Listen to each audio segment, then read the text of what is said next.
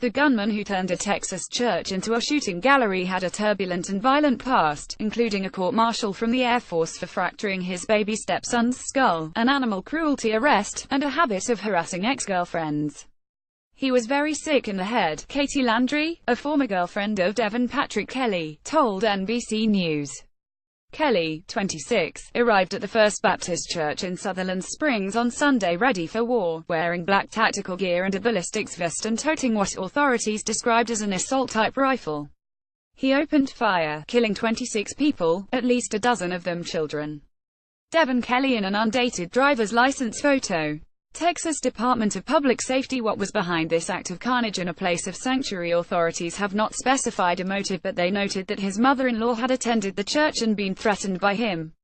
Dave Ivey, Kelley's uncle, said in a Facebook message that he never in a million years could have believed Devin could be capable of this kind of thing. Related Texas church shooter had threatened mother-in-law. "I am numb," Ivey said. "My family will suffer because of his coward actions. I am so sorry for the victims in Texas."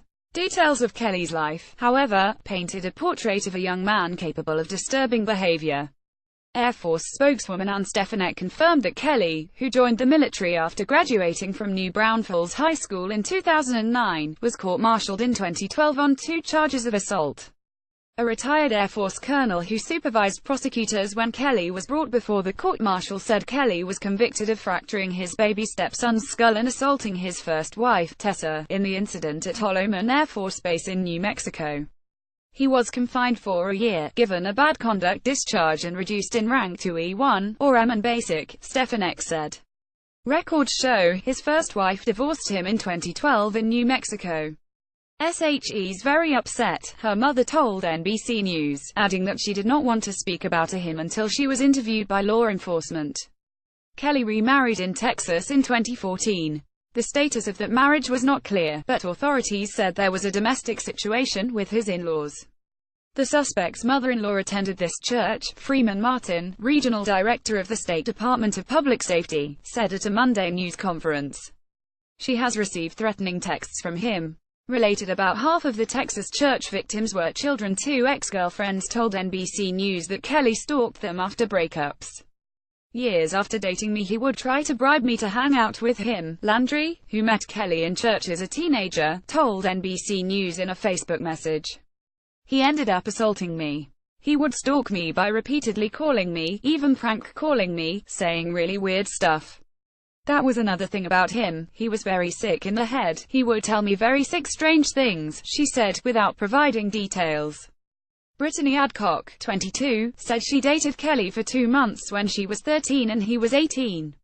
"At the time I didn't think much into it being so young, but now I realize that there's something off about someone who is 18 with someone who is 13, she said.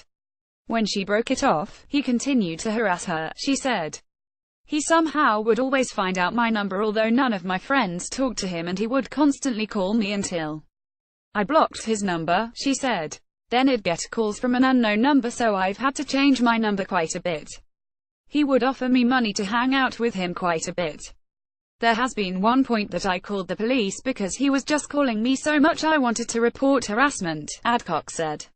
"One time he told me I should move in with him and his wife and that he would take care of me as long as I walked around topless. Not long after, his wife messaged me and asked why I'm talking to her husband, and I told her what he was saying and sent her screenshots, and she then apologized, and then I was blocked from speaking to her." Devin Kelley in freshman year at New Braunfels High School, New Braunfels, Texas in 2006. Seth Popper Yearbook Library. A search of criminal records in Comal County, where Kelley yielded only minor violations: driving with an expired registration, speeding, failure to stop at a stop sign, driving without insurance. But in Colorado Springs, Colorado, where Kelley for a short time, he was arrested in 2014 on an animal cruelty charge, according to police records. Witnesses to that incident told investigators that they saw Kelley chasing the dog at a trailer park and attacking the animal when he caught it. The suspect then started beating on the dog with both fists, punching it in the head and chest, the police report said, citing a witness. He could hear the suspect yelling at the dog, and while he was striking it, the dog was yelping and whining. The suspect then picked up the dog by the neck into the air and threw it onto the ground and then drug him away to Lot 60.